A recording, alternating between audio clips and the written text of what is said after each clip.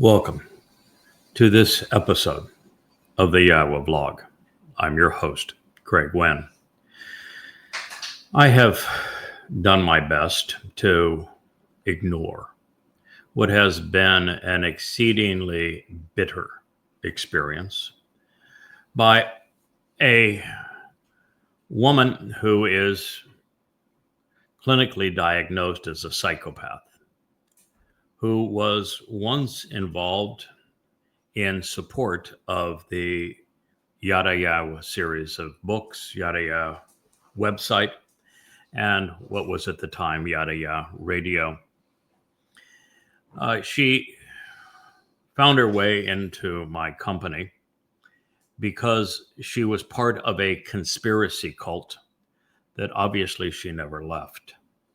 And there was a brief period of time where she appeared to befriend my wife, only to turn on her multiple times, rob her, and then try to trash my wife's reputation.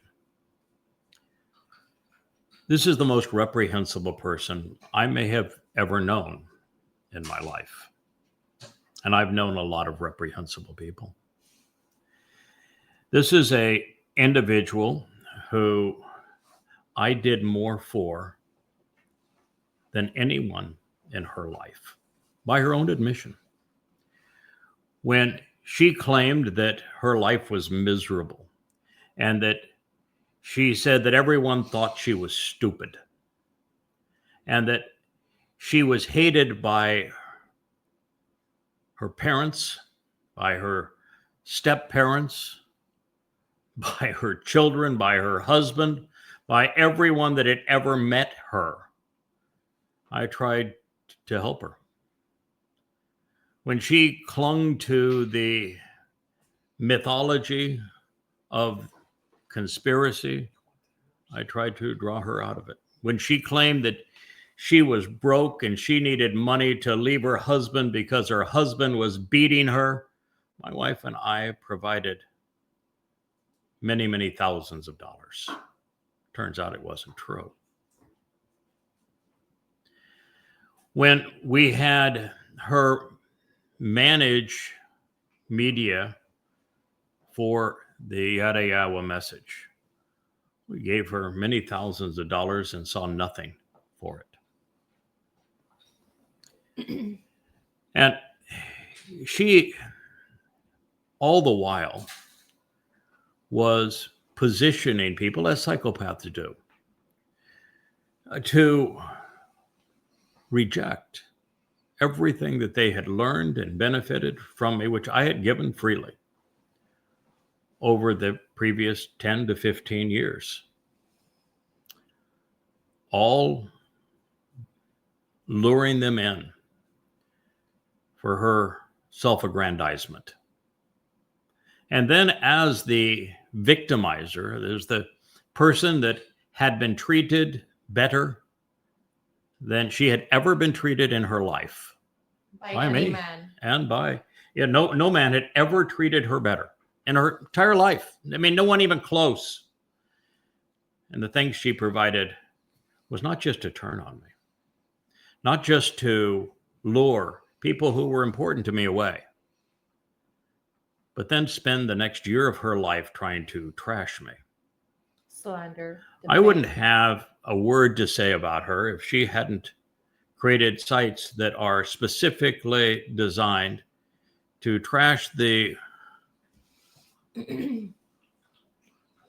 24 years of work that comprise the 35 books under YAHOWAH. Oh, but she has. She actually has a site specifically designed to trash my books. Books that she learned everything that she knows about God from. And that site exists to repudiate me personally and my wife. Worse yet, she slanders Yahweh's name. She has done every manner of horrible things to me, to my wife, to covenant members, To those she lured into her cult, depriving them of everything that should matter just for her own self-aggrandizement, so she could rip them off as well. And my preference was to ignore her, to ignore them. As was mine. But unfortunately, they won't go away. They continue to double down. They continue to post absolute rubbish on their site. They get their jollies out of tearing my reputation apart. And YAHOWAH's. And Dowd's. Fortunately, they're dumb as a stone. So they don't fool many people, but there are a lot of embittered people out there that cling to that kind of stuff, that lap it up like it's lemonade. I'll give you an idea. Over the last 2 or 3 days, I have pursued a series called Gabor. And in that series, we have gone through the 33rd, 34th, and 35th Mizmowr, Psalms of YAHOWAH. We have deduced insights that have never been seen before, never been presented before. Even coming to hear that YAHOWAH said, there is a Goy who is going to show the way to the benefits of the relationship, and that his God is YAHOWAH. You're looking at the first and only person to have done that. And then in the 35th, it's an overt denunciation of everything that this woman's cult has attempted. You see, my preference, as I've said, is to ignore them. YAHOWAH's is not. Now, while I don't back down from a fight, I'll never start one. Never started a fight in my life. Haven't started the fight with them. Wouldn't say a word about them if they'd just go away. But they won't. They can't. And they put their trash right in my face. They use my name, hashtagging it all over their condemning site, because anyone searching for me, they want to get to them. They want to poison the well. They want to destroy 24 years of work on behalf of YAHOWAH and his beloved son. Doesn't mean anything to them that they're destroying lives. And she's been poisoning the well for a while. But YAHOWAH and his beloved son, Dowd, who is the actual Messiah and Son of God, our Savior, are not as accommodating as I am. I'm not particularly fond of fools, and I don't suffer fools well. And if somebody wants to pick a fight in my face, I'll respond. But YAHOWAH and Dowd, they are disgusted. And every time that these nincompoops come up with their next ploy, then God is right there with an answer. Let me give you the example I was going to give that began to share with you. Over the last few days, I have shared insights into Gabor. Dowd is a Gabor. He is a confident and capable man. And as I was doing so, and I went through the 33rd, 34th, and 35th Mizmowr, we came to one of the most insightful, prophetic passages that you will find anywhere in the Torah, prophets, and Psalms. It is in 2 Samuel 6. And I presented it in a way that no one had previously considered, sharing how important it was for Dowd as our king and returning king to properly position the Ark of the Covenant, not only in the city of Dowd, but on top of the Temple Mount under the tent of the restoring witness. And how this process began with the cart, which is an unusual process for the movement of the Ark, to have been pulled by a bakar, a bull, and spoke to why that was important, because prophetically it will be this bull that ultimately repositions the Ark of the Covenant for Dowd. And only the bull. And yes. And Dowd did not respond well when a man whose name Yahweh changed to a woman's interfered, tried to grab hold of it for herself. He wanted to write himself into the story, you see. And Yahweh said, no, you're not going to do this. Very much like Yahweh responded to Miriam when Miriam said, we also speak for God. And God says, no, you don't. He says, it's as if your father spit in your face. You're now stricken with leprosy. You're estranged from this community.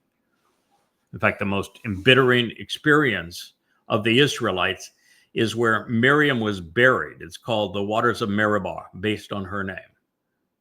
God says, no, you don't. Now, in a very similar situation to that, we find this man turned into a woman just to fit the story, explaining why he changed his name to her name,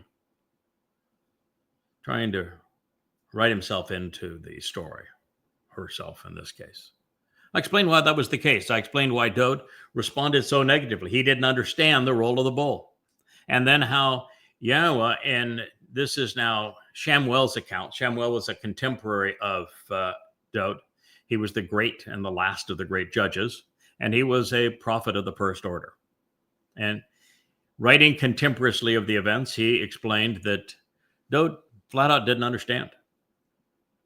And he said then, he had no clue how he was going to move the Ark of the Covenant into Jerusalem. And then Yahweh demonstrated his zeal for a man named Obed Edom. Of course, God didn't explain why he loved Obed Edom in that text, because it would be explained 300 years later by Yahweh through the prophet Yeshayah. Because Obed Edom, the one who does the work from Edom, is the same as Bo Men Edom, the one who comes from Edom in the 63rd chapter of Isaiah, who saves many, making the connection that few have made previously. One doesn't have to be introduced or explained because one explains the other. That's the whole purpose of Yahweh revealing prophecy over the long period of time. And I explained why it was that this was important, because Obed Edom and the man from Edom, the same as that bull, plays a starring role in the end, positioning the Ark of the Covenant for Dowd, and as the bull is the one who was sacrificed on Towrah. This is the story of the Adam of Perah. It is the single most important prophetic event remaining in the lives of Israelites. That was pretty profound.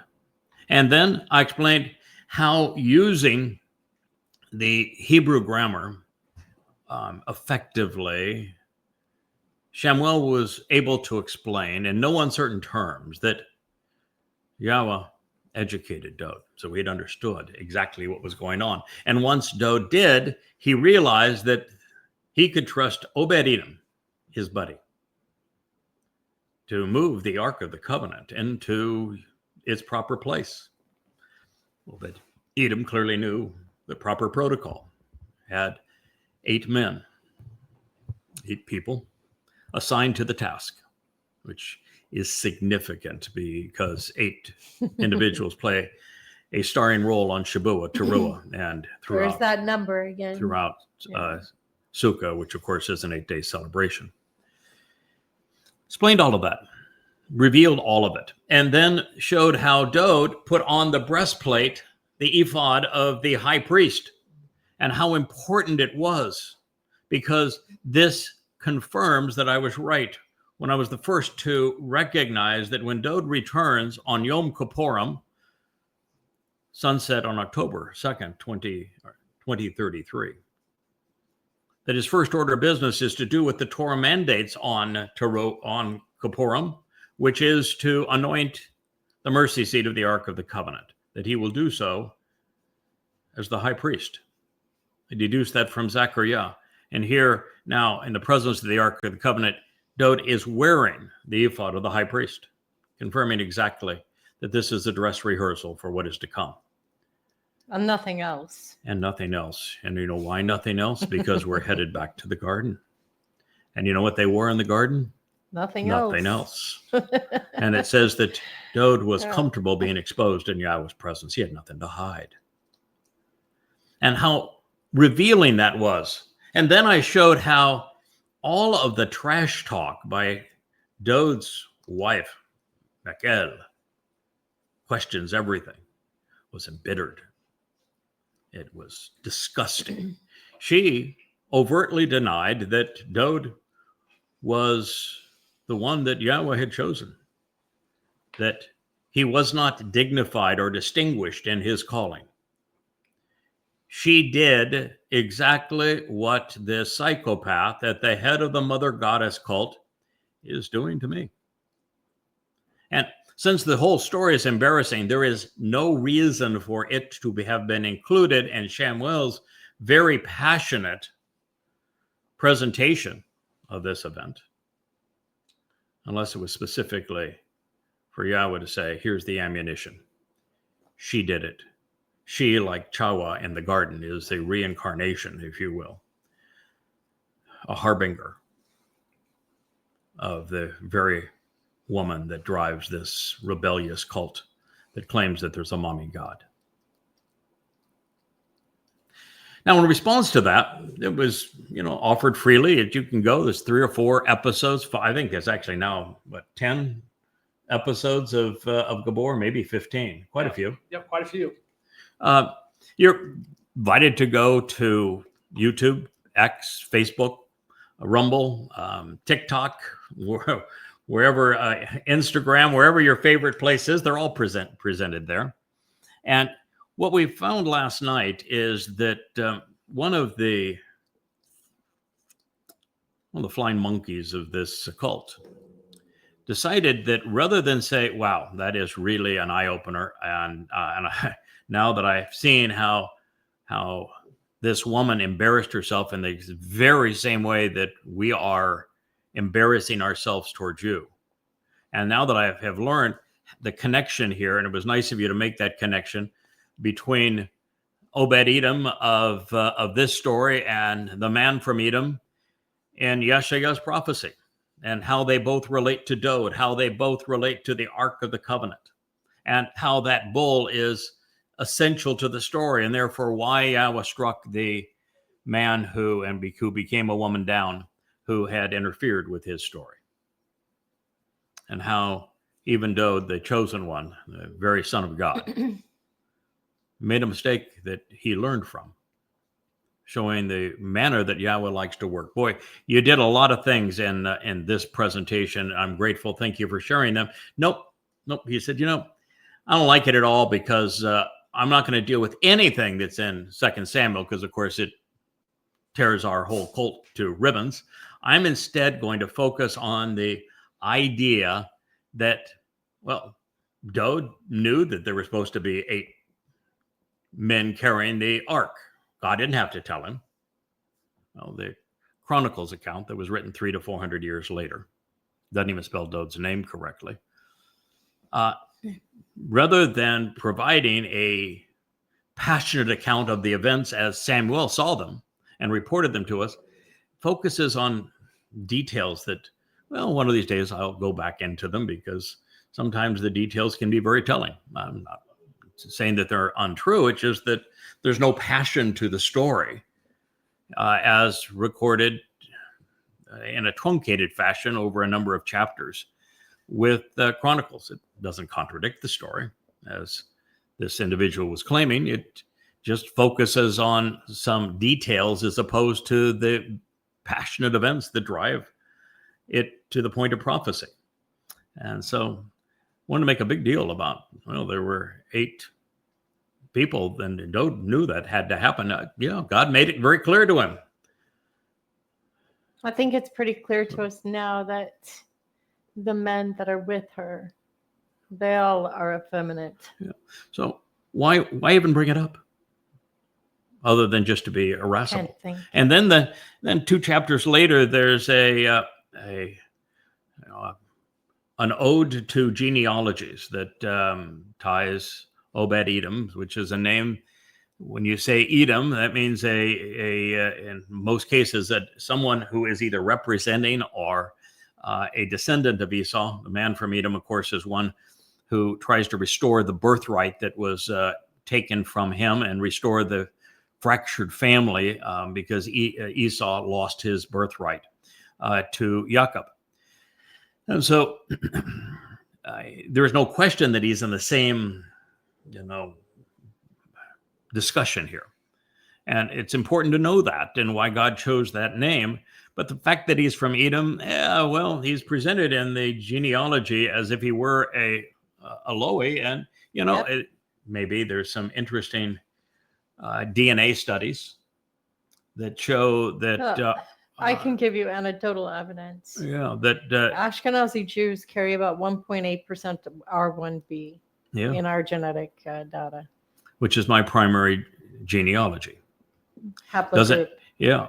So it is an interesting insight that this person wanted to say, well, then it negates the story that you told. And no, it doesn't. It's an interesting detail that can be pursued at some time, but it doesn't change any of the marvelous insights that were provided. You know what it is? It's a bunch of male parrots parroting what the queen bee wants them to say. So under those circumstances, under the fact that I'm constantly bombarded with friends that say, I search for your name at places, and because they're hashtagging your name to slander you. It's called gang stalking. Their sites come up before your even sites come up. That's how aggressive they have been in trying to destroy you. They're fixated on it. So come to find out, was not very pleased with that. And come to find out, they're not very smart because what they say is easily undermined. So this is a series that is devoted to the mother goddess cult. Actually, this is Yahweh's response to the mother goddess cult.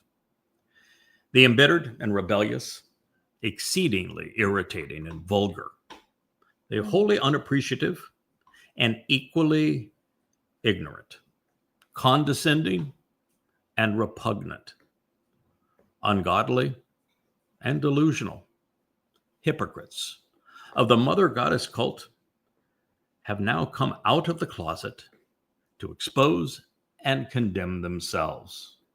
They're little flying monkeys. Always have a fit. Says, we're not mother goddesses. How could you ever call us that? That's so unfair. Well, they came out of the closet. Bullshit. They acknowledged we're mother goddesses. Oh, you're stupid. They posted. Now, imagine the single most important discovery that I made along the way is to prove that Yahweh's name, YHWH, is pronounced Yahweh. And if you go to the first volume of An Introduction to God, here it is. It's free at YAHOWAH.com in its entirety. You can also buy it at Amazon. This is the printed version from Amazon. An Introduction to God, which you'll find is an entire chapter devoted to the absolute and irrefutable proof that God's name is pronounced Yahweh. And they know it, and I introduced it to them. But they didn't want to, they wanted to be different. And so their first attempt was to make the name Yahweh, ignoring the sound of the wall. And I'm going to share with you what they had to convey in that regard, because it's so stupid. It's fitting for them. Now they have gone back to, and everyone in their cult has gone back to, WH or YHWH, as if we're going to turn back the clock. Oh, they're reverts, huh? Three better part of 3 millennia to the stupidity of no one knows how to pronounce the name. But they know for certain. And you can know for certain if you'll open and read An Introduction to God exactly how to pronounce Yahweh's name. But they nonetheless wrote it YAHOWAH YHWH. It's not a name. Those are 4 letters. This name was pronounced. It is pronounceable. If you're going to do that, you're negating Yahweh's name. he wrote in the That's third a statement crime. that he etched in stone that is unforgivable. That's a crime. In their case, it happens to be the least of their problems. YHWH is our Father. And then in all caps, screaming, and our mother. Idiots. No, God is not. Our Definitely acknowledgement of YHWH, not Yahweh, YHWH. Masculine singular. When you start playing with Yahweh's name, when you know better, that is an unforgivable crime.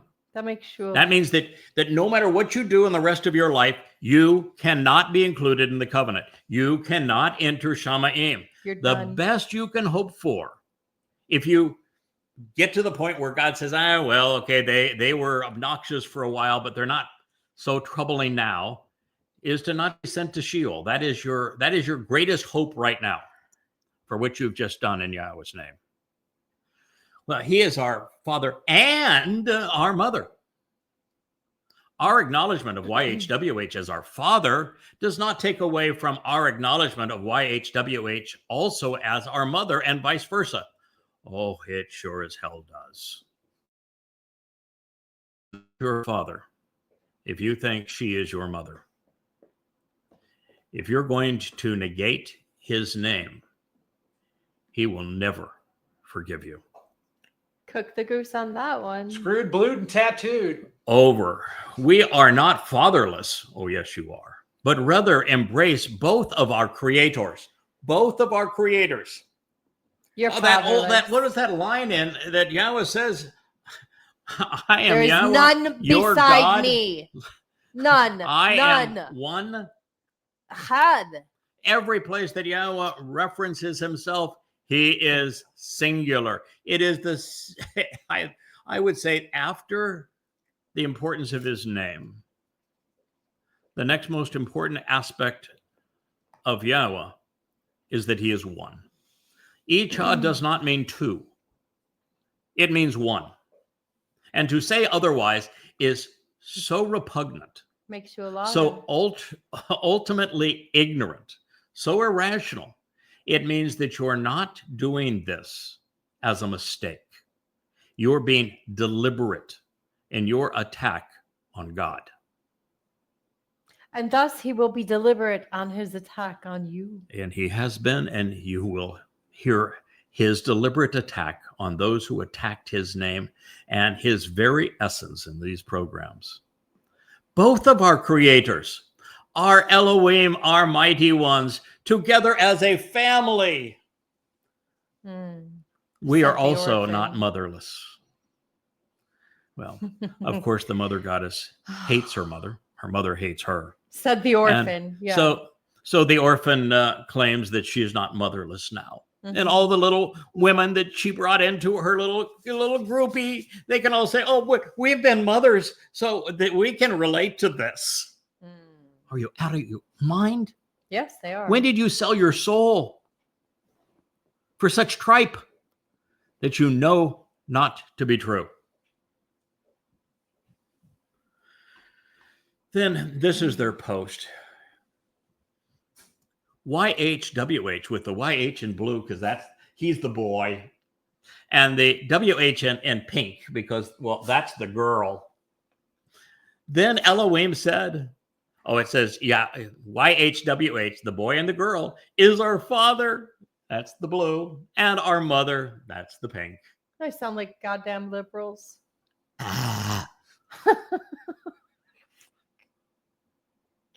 Then Elohim said, they're writing in English, but they threw in, well, Elohim. Don't you know how to translate? If you're going to present the word of God, why don't you present it in a language? You can say Elohim, but you have to translate it first. Let us, capital Us, make man in our image according to our likeness. So Elohim created the man in his image, and in the image of Elohim, he created him, male and female, he created them. Bereshith 126 and 127. To make that lie appear plausible, they had to change the text. They did what Chawah did in the garden. What the hell? So what if God said this? I want it to read like such and such. Mm-hmm. That ain't what it says. Nope. And they can't be that stupid. Well, maybe they are. No, But they're stupid- like Jews. They Doesn't- just make it up. When it comes to doing these kinds of things, particularly changing Yahweh's name, changing his reputation and identity, God didn't carve out stupid as an excuse. You know, you can't say, okay, you got me. I made a mistake, but I was stupid. Yeah, it's not going to work. It's not an excuse. She knew.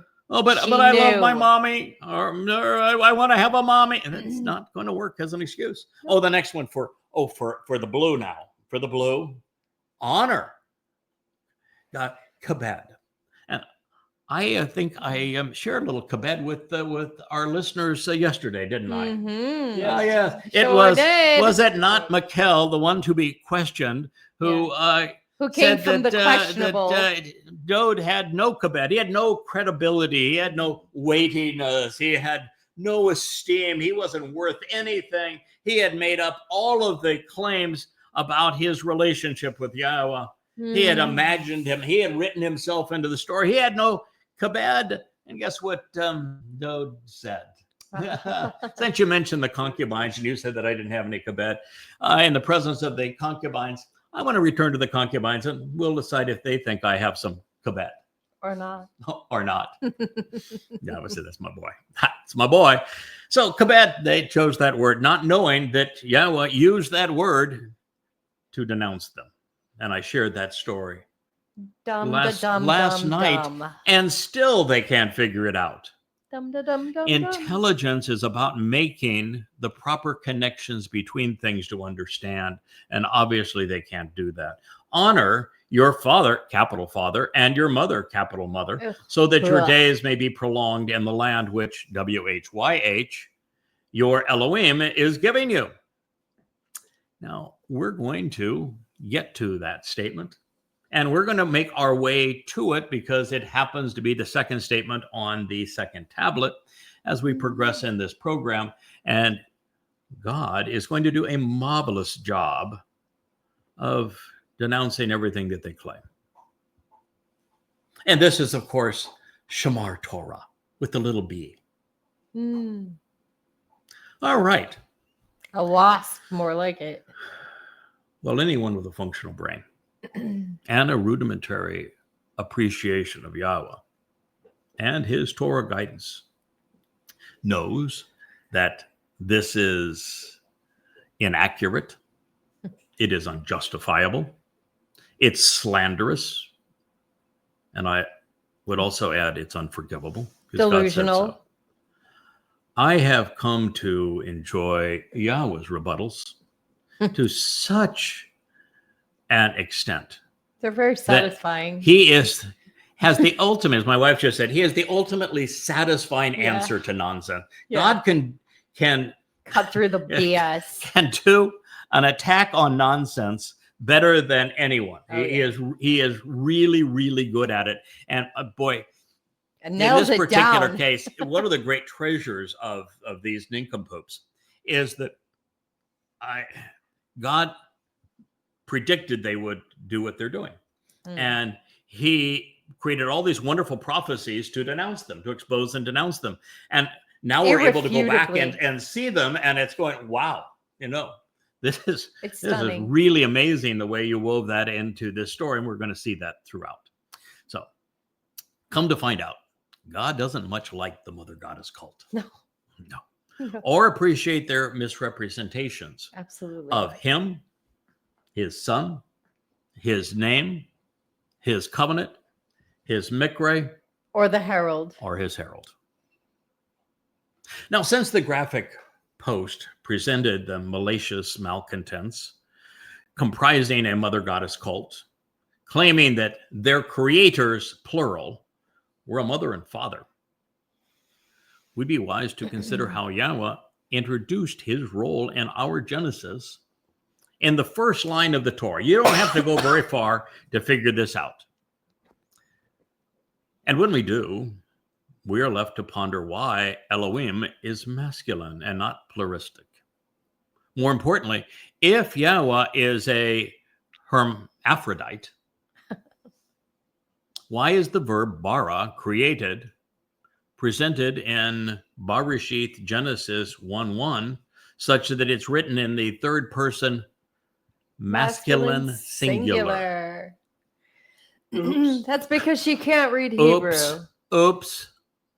Since he is masculine singular, there could not have been two creators, with one being a woman. Furthermore, hermaphroditism is a genetic mutation that is chromosomal in nature and is a defect. Yahweh isn't defective. Yeah. And a hermaphrodite can reproduce as a singular being and has both maternal and paternal, male and female characteristics. And so what they're ascribing to Yahweh is that he is a hermaphrodite. Mm-hmm. That's just the bottom line. That is what kind of like the Greeks. Yeah. That is what they're calling She's him. very Greek. So. Yeah. And by the way, there were a lot of gods back in the day. A lot of them were hermaphrodites. Oh my, that were. In fact, I the can list like 20. most common depiction of it's Bahamut is the Bahamut is the primary Christian rendition of Satan, and Bahamut is a hermaphrodite, male and female characteristics, goatish, horned, that sort of thing, but hermaphrodite. So turning God into a hermaphrodite turns him into the long-standing presentation of Satan. Nice job. Oh, nice job. Nice job, girls. Mm-hmm. So Yahweh began with this. In, with, and among. Even, during, and by. The beginning, from Reshith. He created. He conceived. Call, perfect, at that moment in time, actually. Third person, masculine, singular. Oops. You know, you don't get to change the language. The language of Revelation was written in Hebrew, and in Hebrew, the verb is scribed in the third person masculine singular. Mm-hmm. So you can't turn he into, well, you can't be a liberal. Let's play with pronouns. You know, what did we do? You know, and the transgender progressive world, you get to choose your programs. I'm it. I'm they. Well, first of all, that's why Hashatan is going after gender identity, because it does matter. Mm-hmm. It does matter. Yes. So in, with, and among, from ba, even, during, and by, the beginning, he created, he conceived, masculine singular, as God, Elohim, the plural of El, which is masculine, and it was written in the plural for any number of reasons. First, it was exceedingly common to convey the inclusive nature of things. You know, I will often say, if I wrote that, but I will say, we learned in this. And we use we a lot to try to be inclusive with our audience. It isn't to say we learned a lot and I'm schizophrenic and there's multiple me's. It's a relational, it's a figure of speech, conveyance of speech. Mm-hmm. And it is also designed to be inclusive, because Yahweh doesn't exist in the constraints of time that we understand. So one of the things we're learning is that Yahweh has a group of souls that he has woven throughout his story. They're called by different names. They're called by different titles, but it's essentially the same cast of characters that he runs through his story, because he knows that these individuals are willing to learn, they're willing to work, and most important, he can trust them.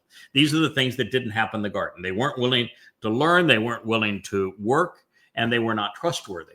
And God found a group of souls that says, yeah, you know, whatever God says, I am willing to do it. I am here to do what God asks. I'm going to listen to him. I'm going to act accordingly and prove it reliably time and time again. Do not change his words, and follow and go where his words lead.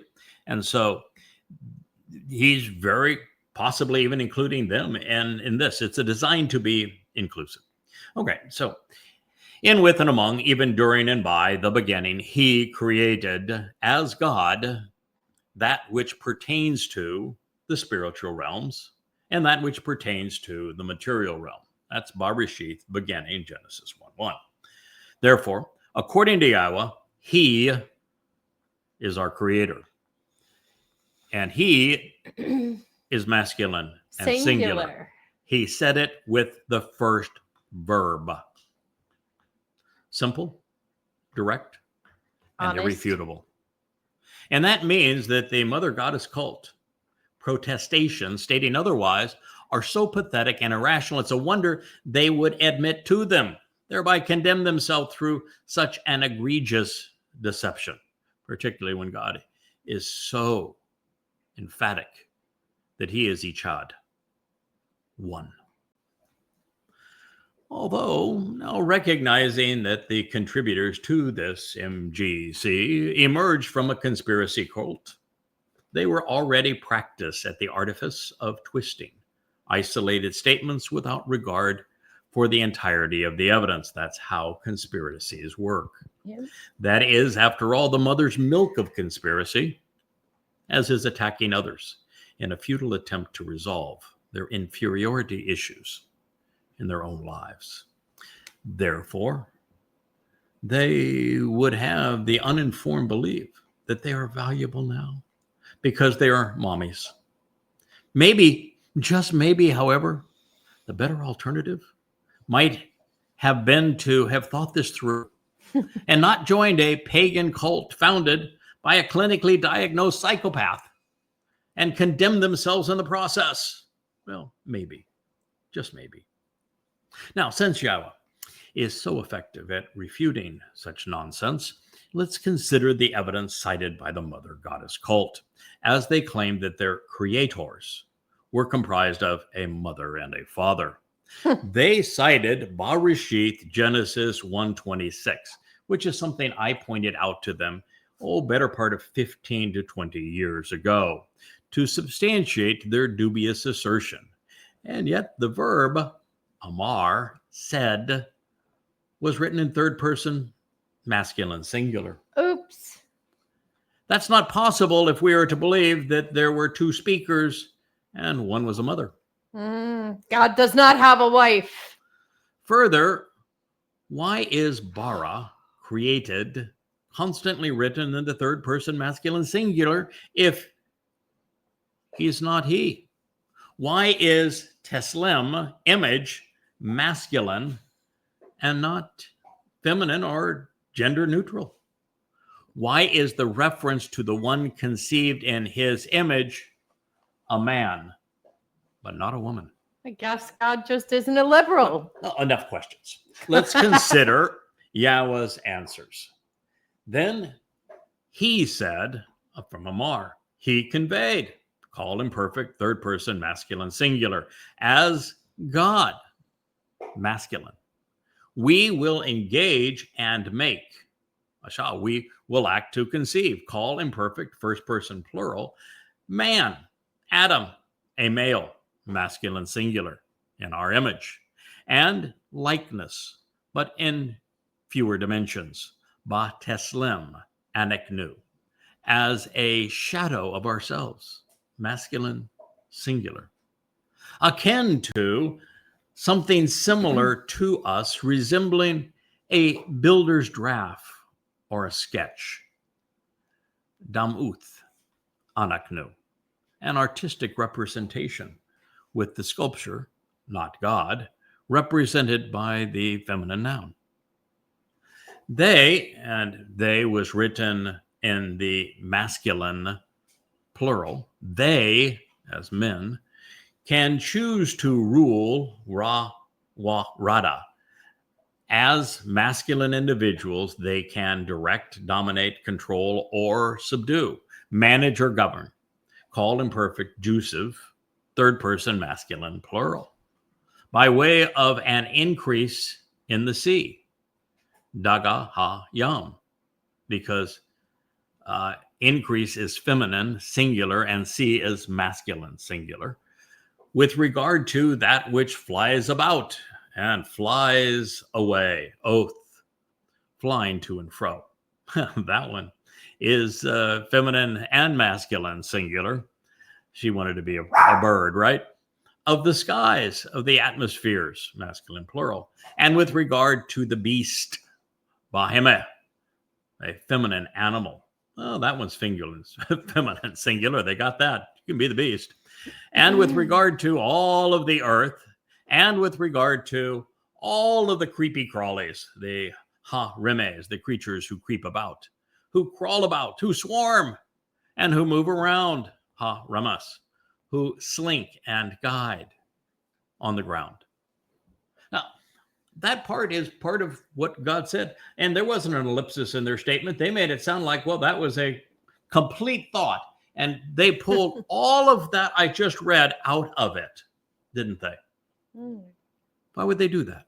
They think they're in a position to copy edit God? Are they the new rabbis? Are they playing the role of Paul? Yes. So he created, he conceived and brought into existence, yes, it's masculine singular, as God, which is masculine, that which pertains to the man.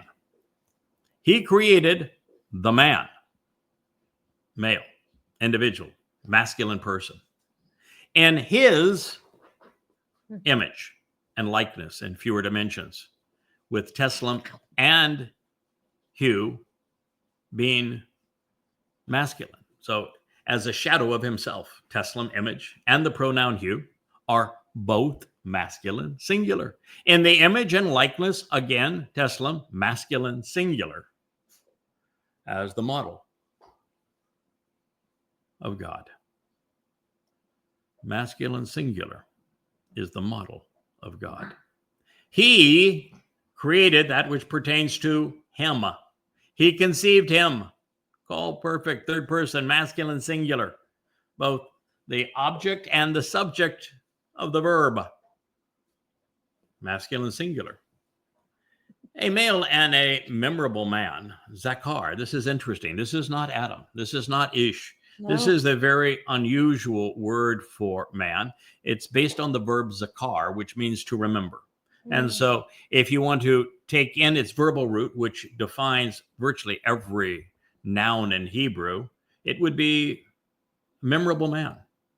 So a male and a memorable man, masculine individual who remembers, reminds, and memorializes, and a woman to bore.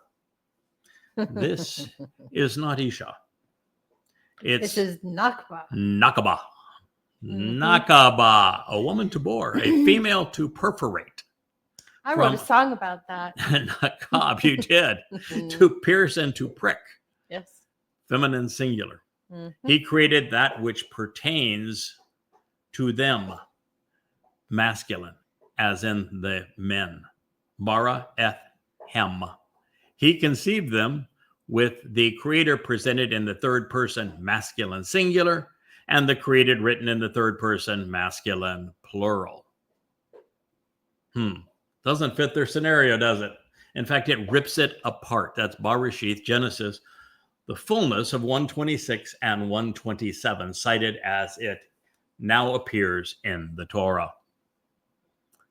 So in the statement that the Mother Goddess cult cited to demonstrate their point, there were 17 proofs provided by Yahweh to irrefutably demonstrate that they were wrong.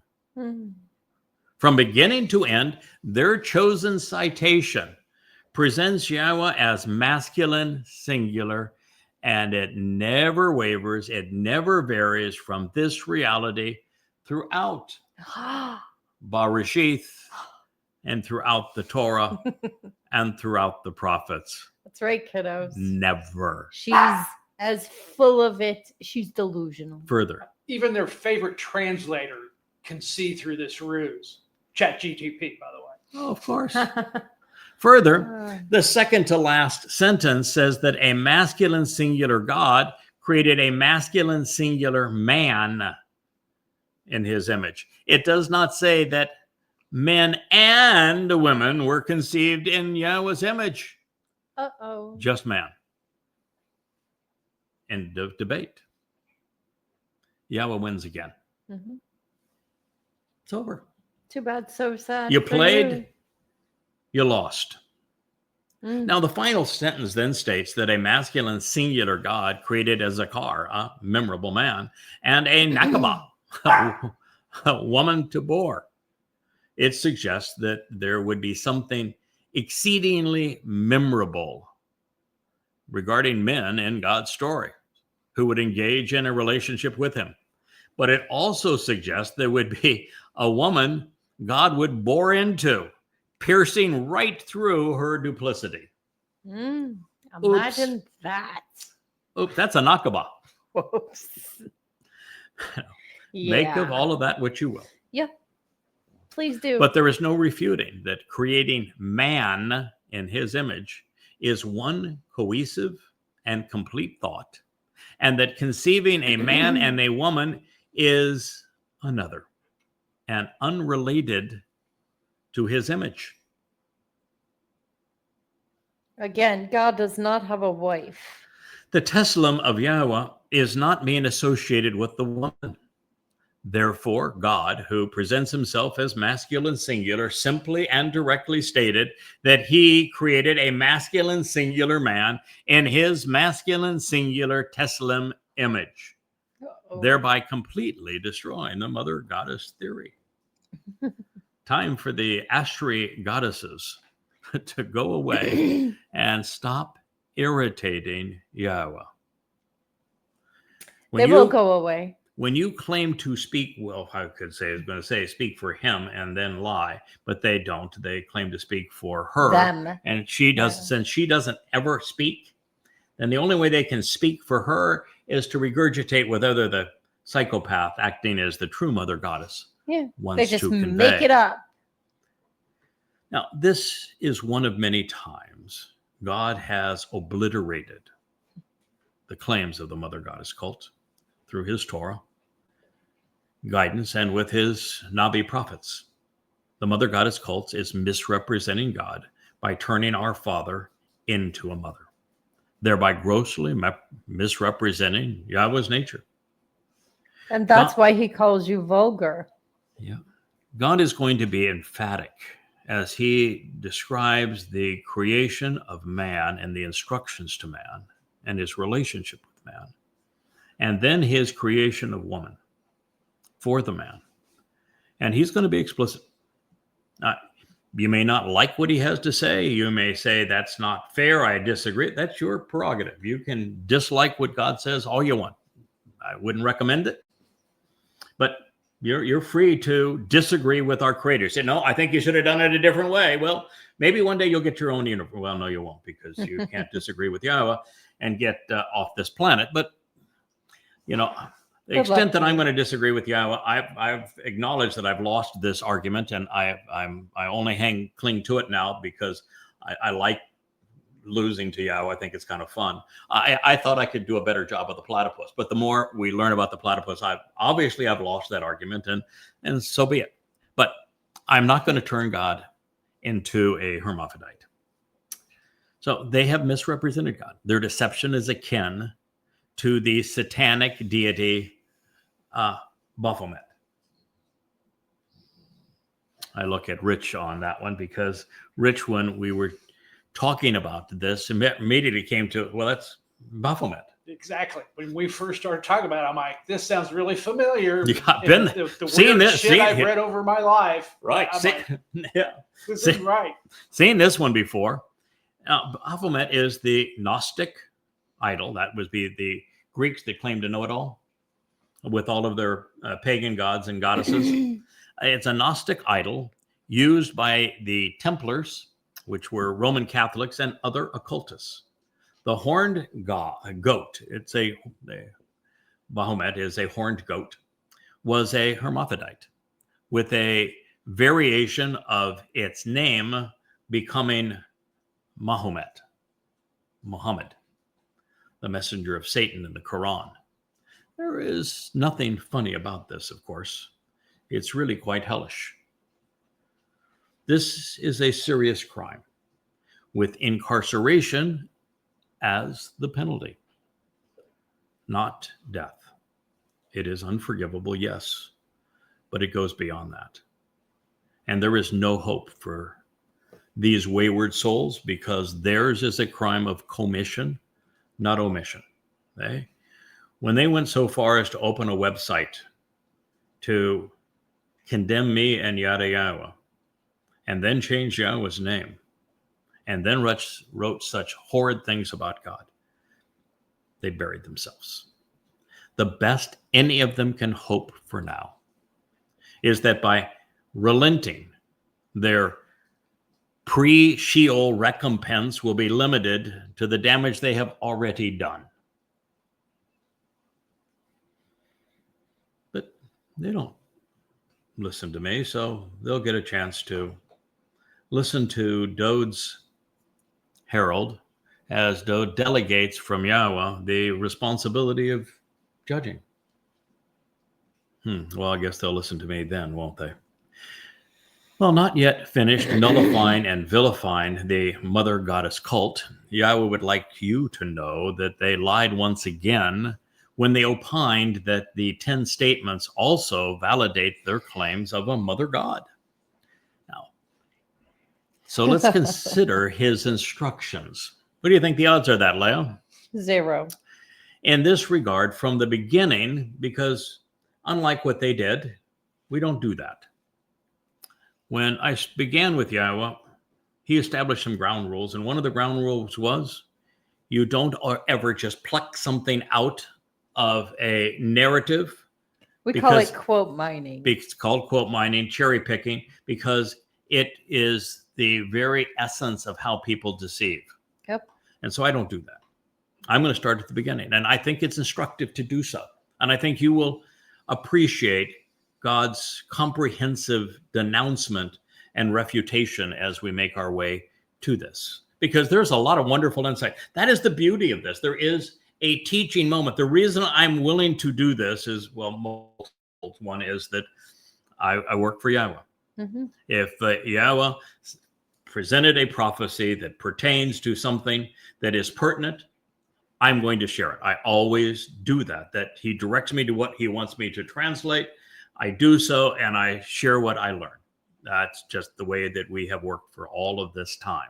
But one of the reasons that God, and I've said this 24 years ago, one of the reasons that YAHOWAH is keen on providing prophecy isn't just to prove that he exists, which prophecy does, and prove that you can trust what he has revealed, which it does. Yes. But it also serves to educate us. You're going to find as we go into it that God was not the least bit happy with Adam and Chawah. They bored him out of his mind. They were useless. And so it's YAHOWAH that actually caused the fall of man. And we're going to go into those statements because they're really relevant to this. And the antidote for that is listening to God, which they didn't do. Acting accordingly, which they didn't do. No. Learning so we can show our teacher that we're interested in what he's sharing with us and we're capable of growing. And then doing, acting, engaging, contributing, which they didn't do. And when we make a mistake, which God wrote the instructions such that we could make a mistake, learn from that mistake and grow from it and show that when we fall, we can get back up as opposed to run away and hide from our mistake. I think they have grown. I think they've grown Sheol. Well, I think they have. All right. So anyway, this is the purpose of God's teaching. It's the antidote for what went wrong in Gan Eden.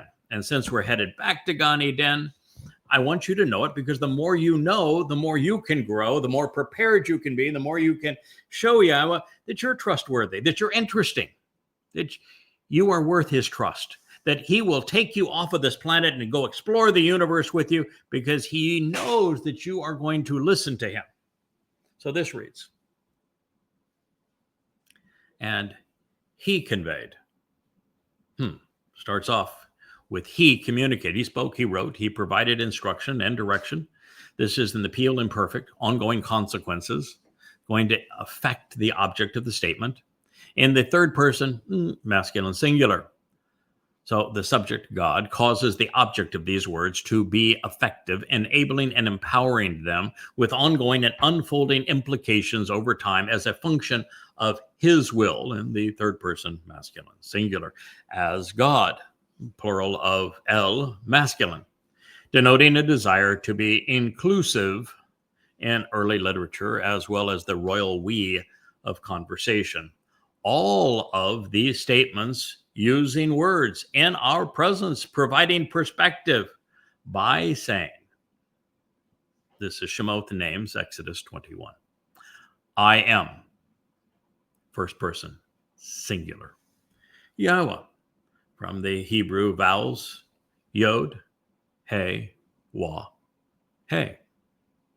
And because I go to great lengths to explain exactly how you can be assured that that's the way to say it, don't need to belabor it here other than to say that Yahweh told Moshe that his name was based on the Hebrew verb haya, which he wrote in the first person, which means I am, I was, I will be. And haya tells you how to pronounce the ah, the he, and the yod. It's Hi Yah. So the first two letters in Yahweh's name would be Yah, Hi Yah. And the last letter in Yahweh's name would be Ah. He told us this, revealing this to Moshe in a book that we have wonderful copies of going back now 2,400 years. In fact, we even have a little silver scroll that takes this conversation all the way back 3,400 years to the time of the Exodus. So we know that this is a consistent and accurate rendering of God's name. It's written this way nearly 7,000 times in the extant documents that we have. And so we know that it's Yah and the Ah. But the book that he wrote it in, let's see, that is the Towrah. Towrah. Yeah, Towrah, which is from the verb yara, and it means to teach, to guide, to direct, and to instruct. So if there were instructions, perhaps, on the proper pronunciation of Yahweh's name, you might find it in Towrah, right? Where do you think you get the O sound from Towrah? From the Wah. From the Wah. And what is the most commonly repeated greeting among Hebrews? Shalom. Where do you think you get the O sound in Shalom? From the Wah. From the Wah. There are hundreds of Hebrew words where the Wah is pronounced O. And that carries right through into English, where there are hundreds of English words where the W is pronounced as a vowel, as the O sound. Own, owl, as examples of that.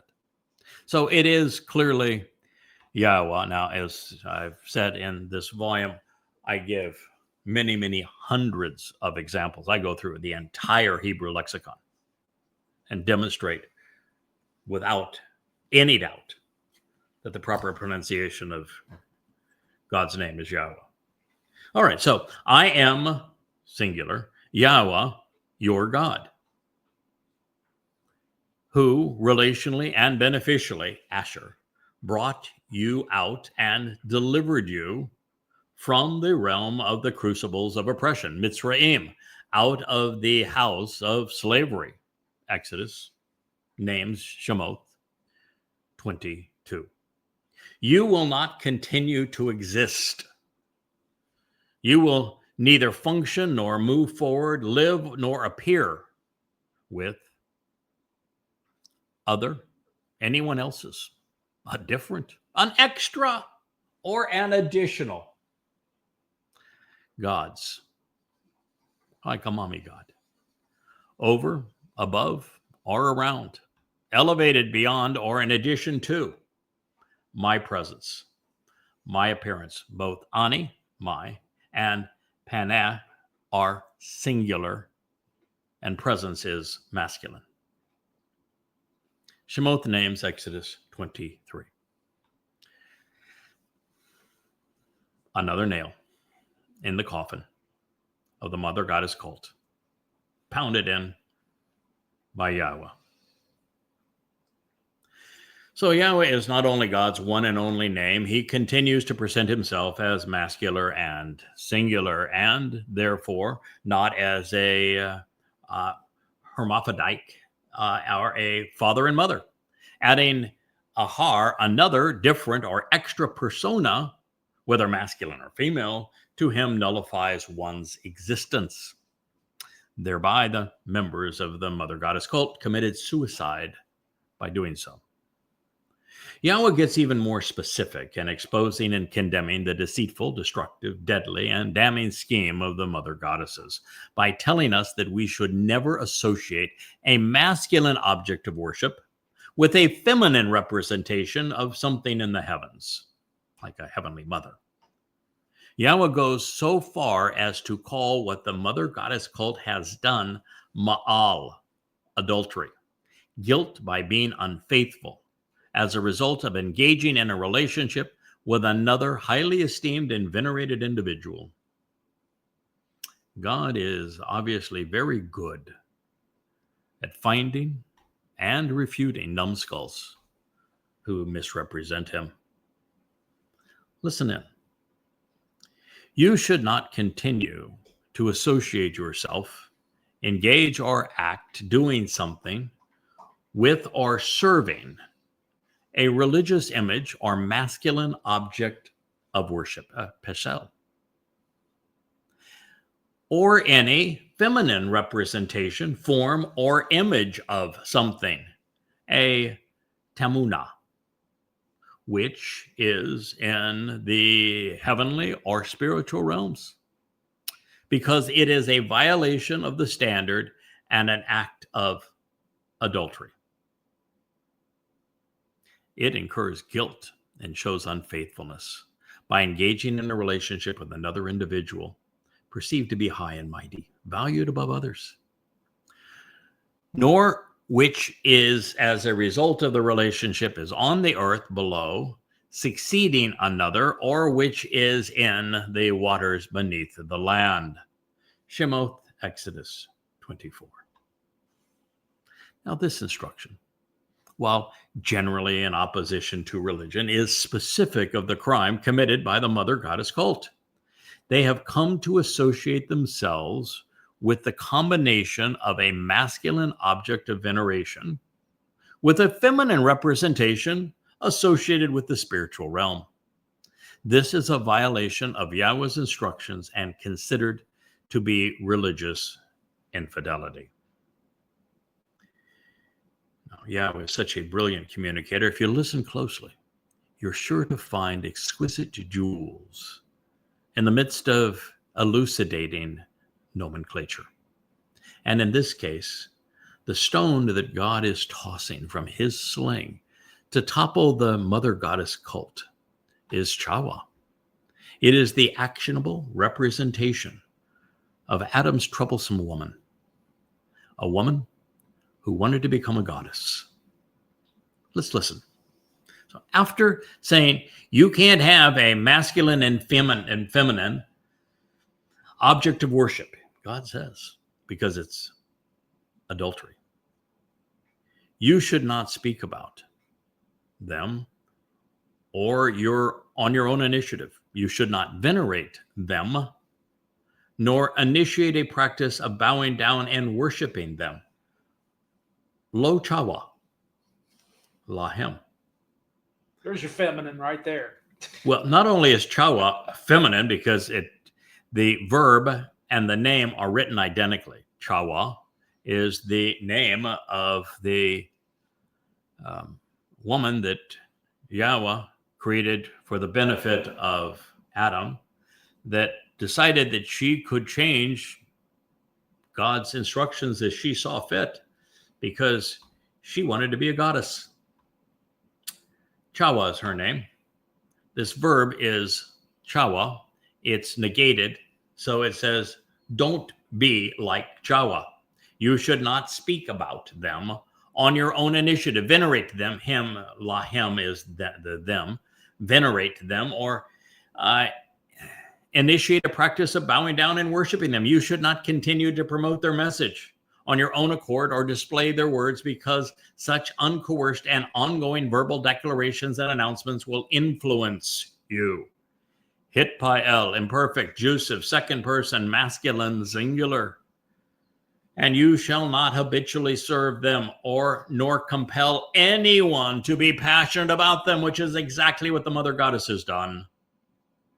Lobad, you should not continually work or labor in their cause or influence someone to make a career of working as their ministers.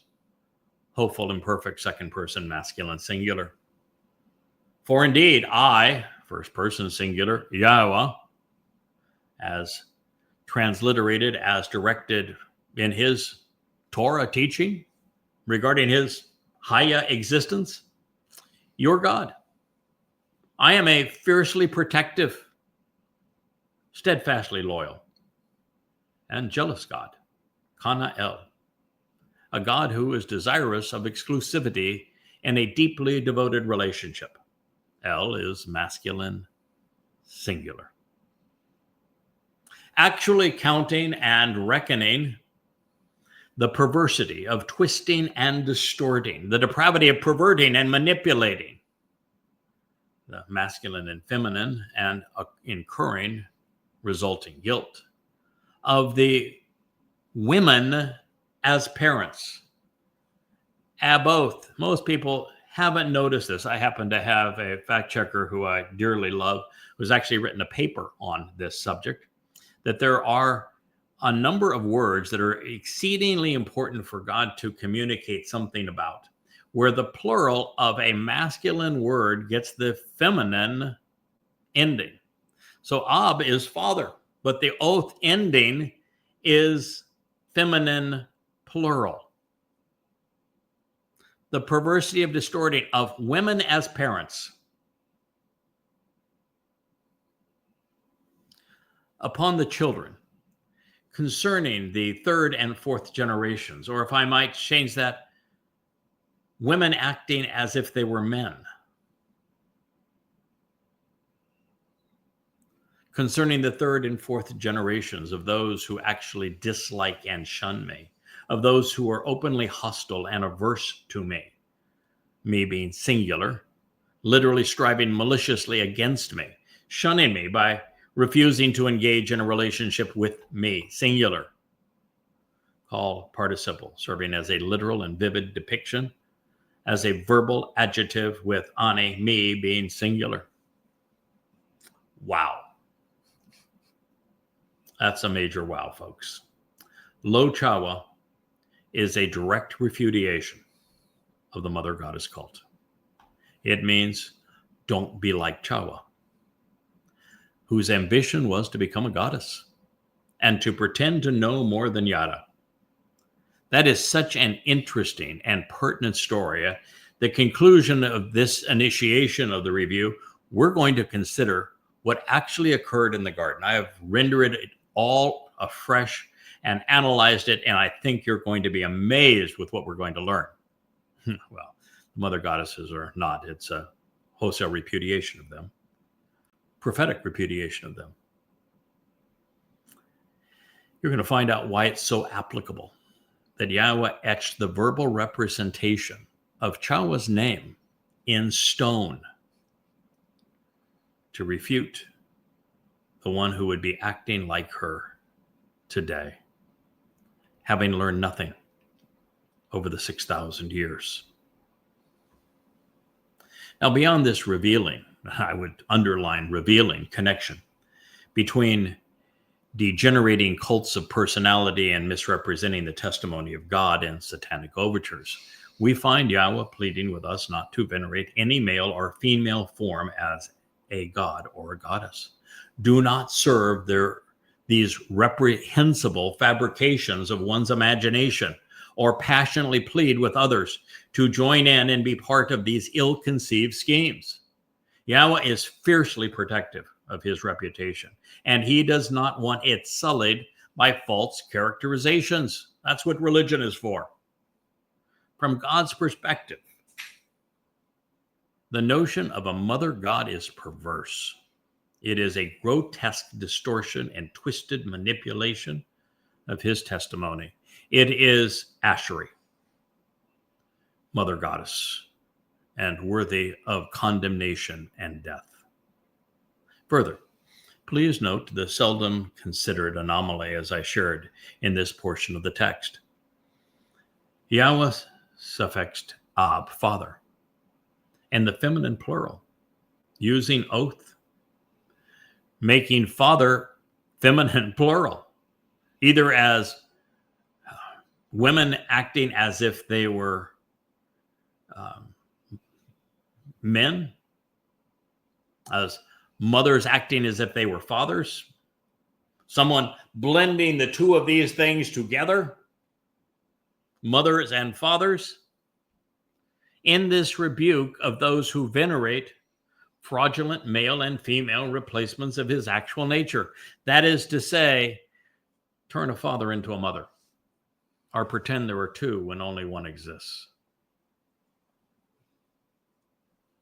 Oops. This was a brilliant addition by YAHOWAH for two reasons in particular. First, he knew that, well, I would find it. Mike found it before I found it, but I didn't remember that he found it, in particular, this particular word, until he sent me the text after having done this translation. But it's there. It's easily affirmed. But I found it. I noted it. I understood the implications, and I have wielded it appropriately, which is to say that I have done as he expected. The world heretofore has read right through the blending of masculine and feminine only to see fathers, when the intent was to say mothers acting like fathers, confused over the proper roles of fathers and mothers, who would corrupt all who are influenced by them. Subtle yet sensational. So it's time for the mother goddess cult to crawl back into their hole, never to be seen or heard from again. And second, by making father feminine plural, God has completely eliminated any possibility of interpreting the fifth instruction such that it pertains to honoring the mothers who are being condemned here for their religious deceit. Also telling, YAHOWAH is equating the conception and the promotion of inappropriate male and female forms with maliciousness. Rather than demonstrating an affinity for him, devotion to him, or garnering respect regarding him, God says that these mothers are being overtly hostile toward him.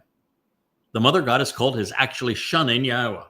God sees them as an averse influence.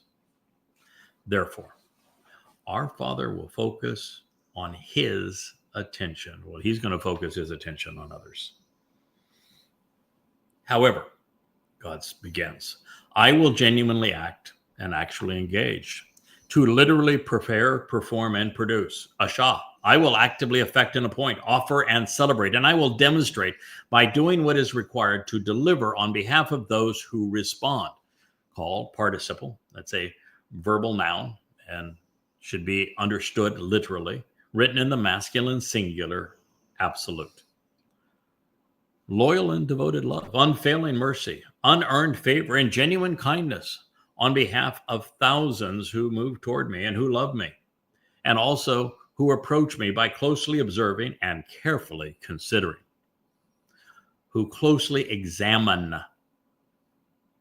call participle, my instructive conditions of the relationship, mitzvah. Shemoth, names, Exodus 26.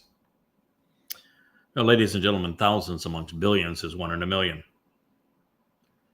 God's not looking for a crowd.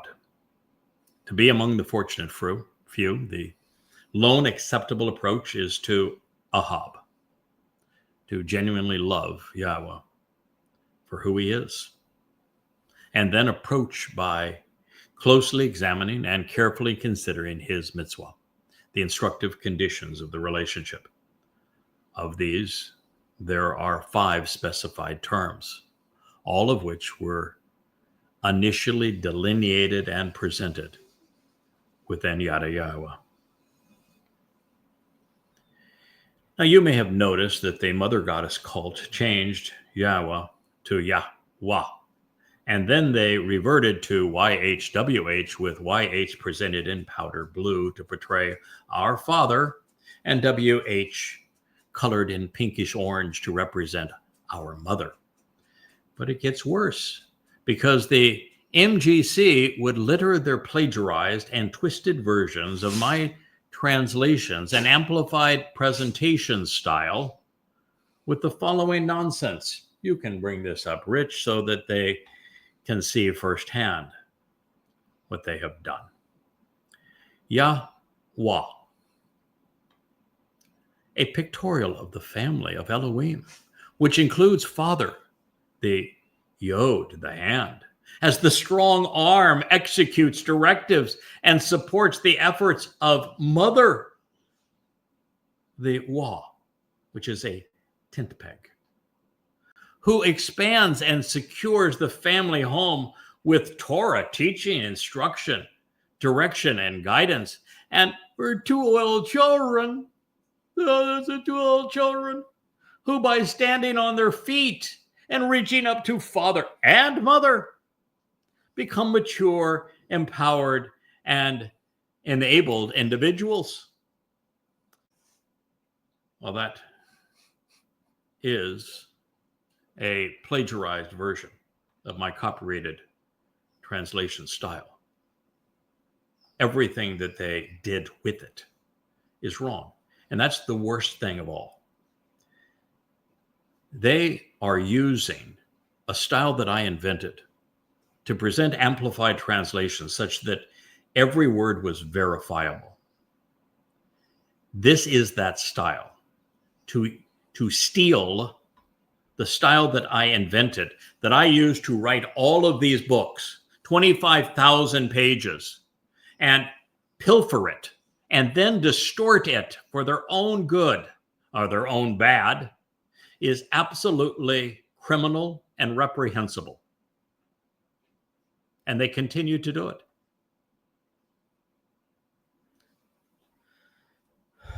In this excerpt, violating my approach and copyrights. You wouldn't know that unless you read my books. But if you read my books, any of my books, you will know that I invented an entirely different way of presenting Yahweh's testimony in an amplified fashion, with the bold, the italics, the standard font, the parenthetical, the hyphen, all of it very, very unique. No one has ever done anything even remotely like it before, and they just pilfered it. It's disgusting. It's criminal.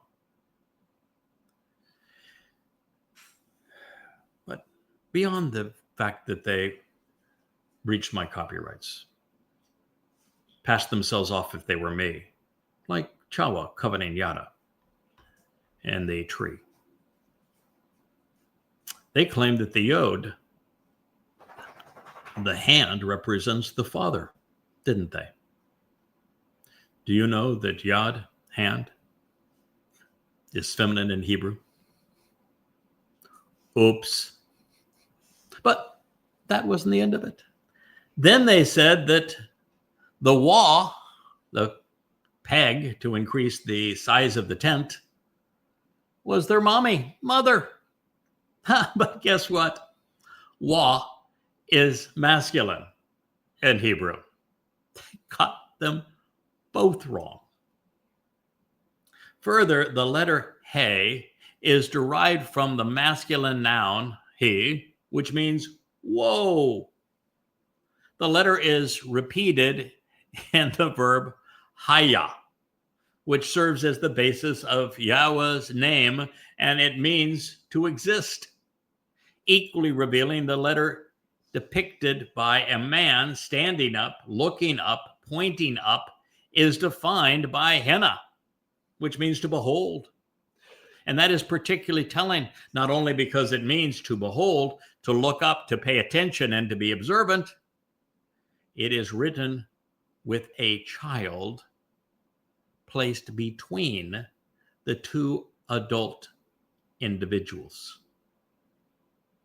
The two people standing up can't be the mother and father. All right, excuse me, can't be the children because the child is between them. They got that wrong too. Therefore, the Hays cannot be children, as the mother goddess cult protests. In other words, they got everything wrong. They were 0 for 4.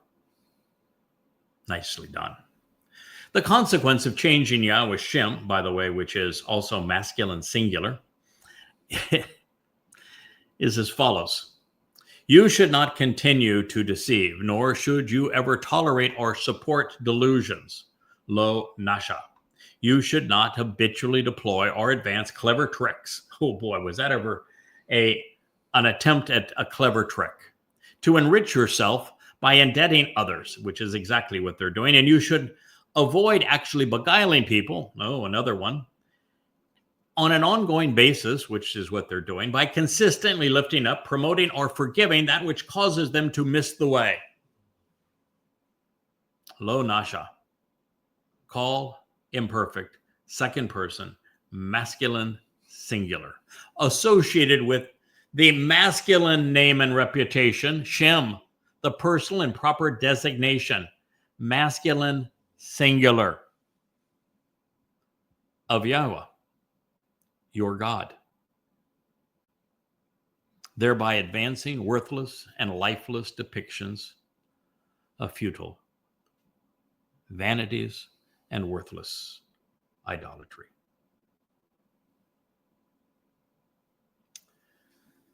For Yahweh, he will not forgive or leave unpunished as an ongoing admission unconstrained by time. He will not purify or pardon. He will not acquit or free from guilt. He will not exempt from judgment or sentencing.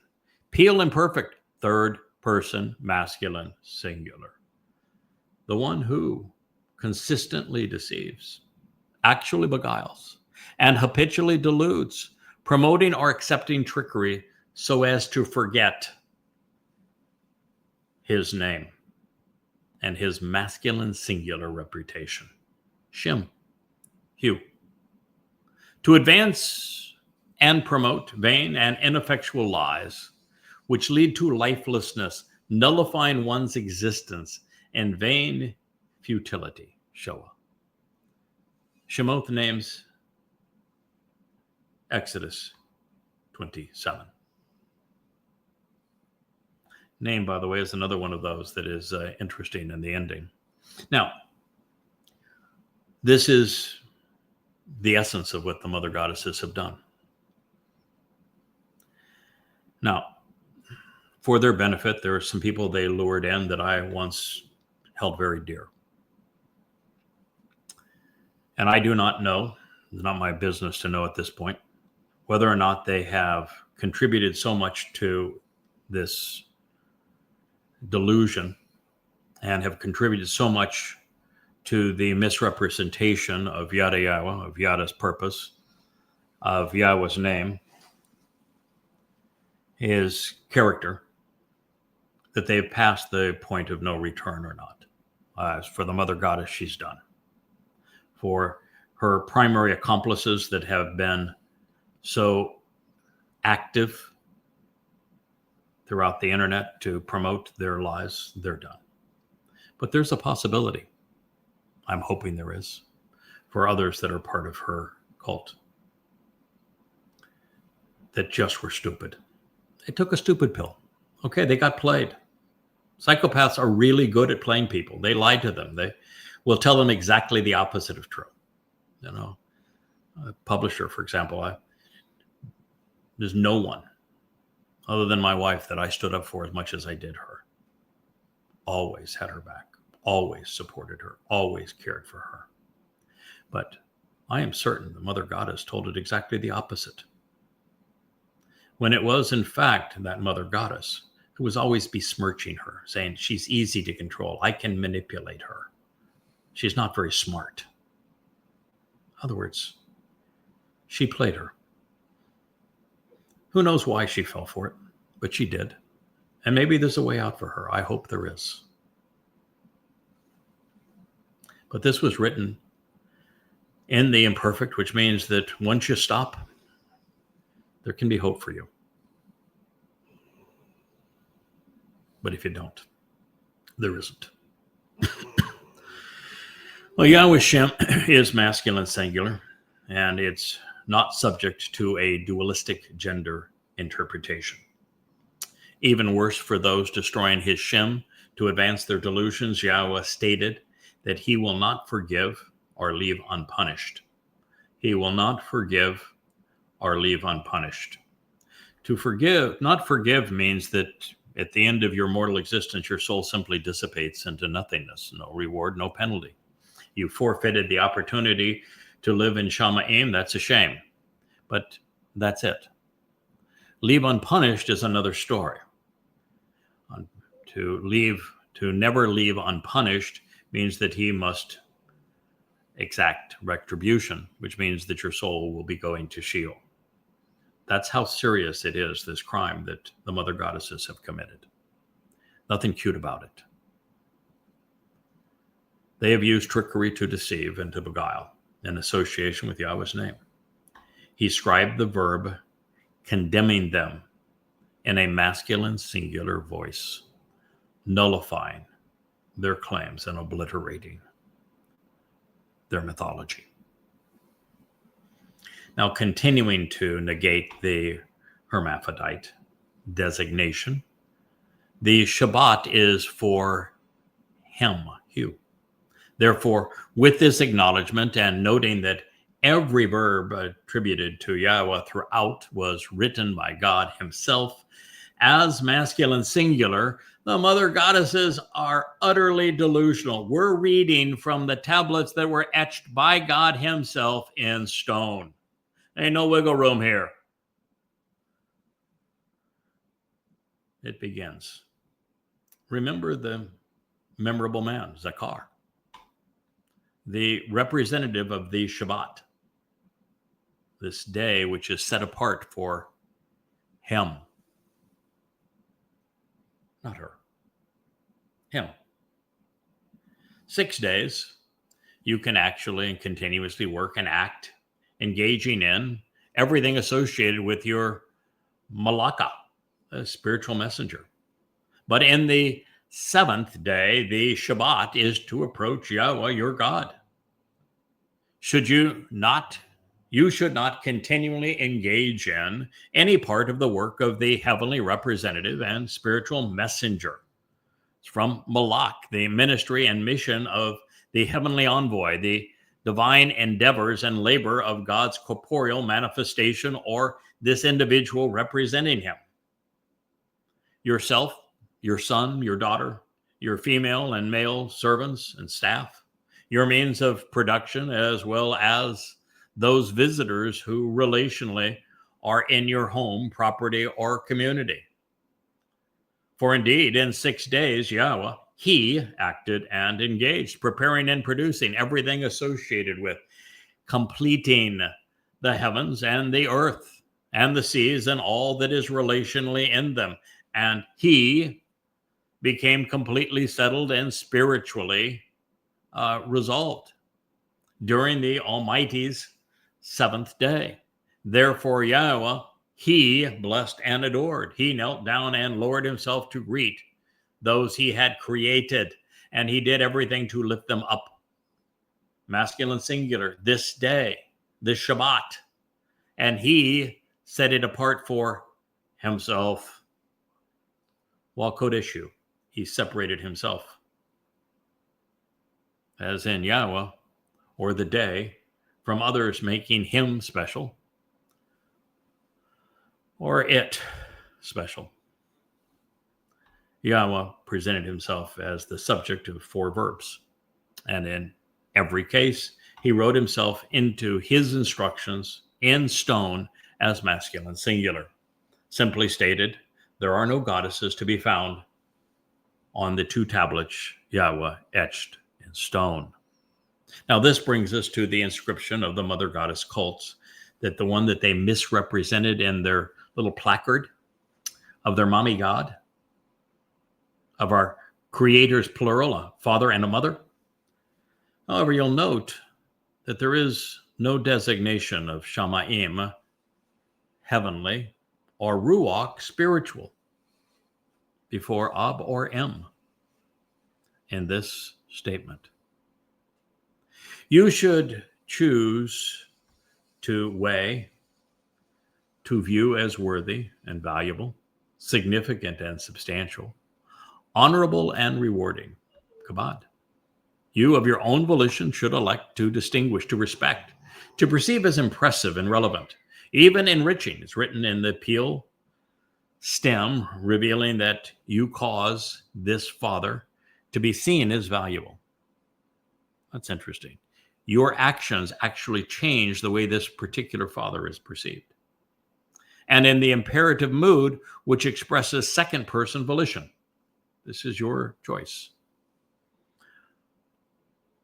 According to the symbolism of Eth, your father, and that which is represented by your mother, for the purpose of you continuously lengthening a rock, elongating, prolonging, Hiphil perfect, third person, masculine, plural, paragogic, none, your days upon or on account of the ground.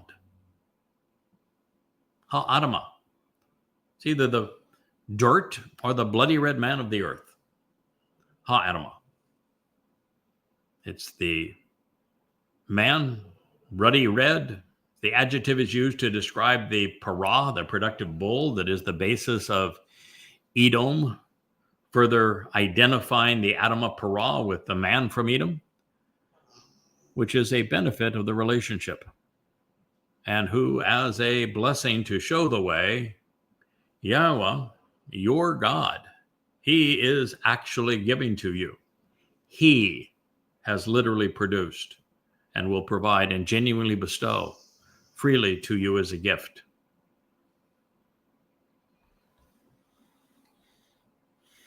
The mother goddess cultists would offer this as proof of their mother god. But that's not possible, because the only time God is mentioned, it is with a masculine title. And when YAHOWAH presents himself as the subject of the verb Nathan, giving, he wrote himself into his instruction as masculine singular. So it can't be as they claim, because in the verb Nathan, in the midst of this text, God identified himself as masculine singular, not as two and not as man and woman. Therefore, he is one and masculine. He cannot be two and feminine.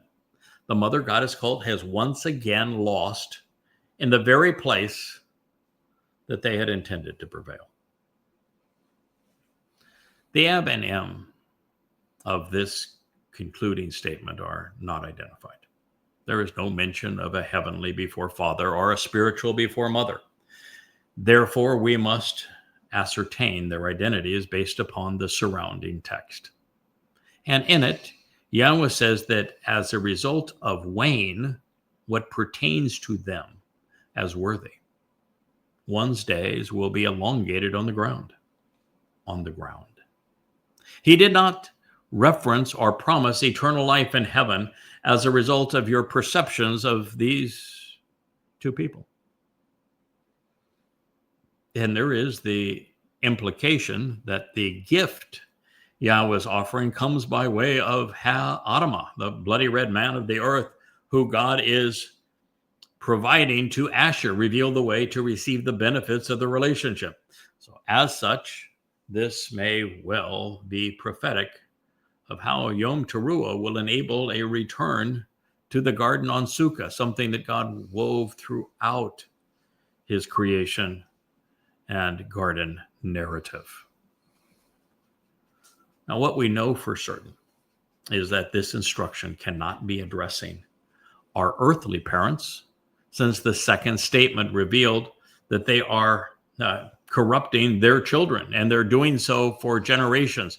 So since the women acting as if they were men and mothers acting as if they were fathers corrupt their children to the third and fourth generation, they can't be the ones who you would view as significant to lengthen your days on the ground. It cannot be our Heavenly Father either, since he does not prolong our mortal existence on earth, but instead provides eternal life in Shamayim for those who listen and respond appropriately to him.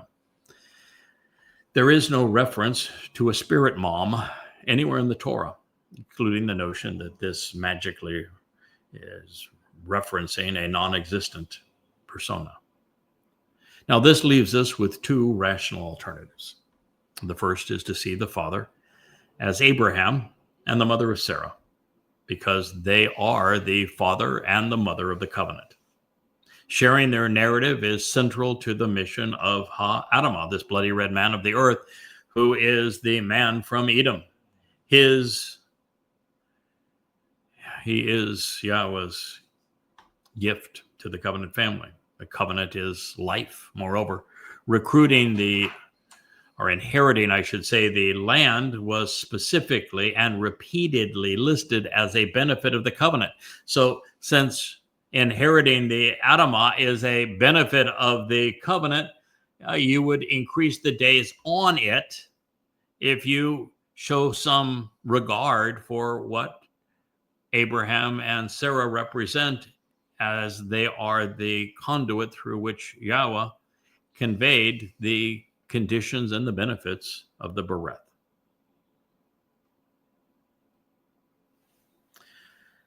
Now, I happen to like that. That is my conclusion. One of women who has proven herself to be a stalwart within the covenant family, somebody that just everyone loves and recognizes her both insight and dependability. She's someone always willing to work, to do as needs to be done. She sent me a note, and much of what I'm going to convey here, she actually conveyed, and then I took it the next step. Recognizing that Yahweh layers his pronouncements, the second possibility, and this is from Moriah, is that we should value our role as parents and prioritize this aspect of our lives. This is not only consistent with Yahweh's role as our Ab Father and completely supportive of everything he is offering through his Bereth covenant family, that now this is something that I added. The fifth instruction. Now, this is the fifth statement etched in stone. This fifth instruction harkens back to the fifth condition of the covenant. As parents, we are to circumcise our sons so that we remember to guide them toward the covenant. In fact, sons is even zakar, underscoring remembering. Circumcision is the sign of the covenant because it is a parent's signature in vowing to raise their children to become part of Yahweh's family.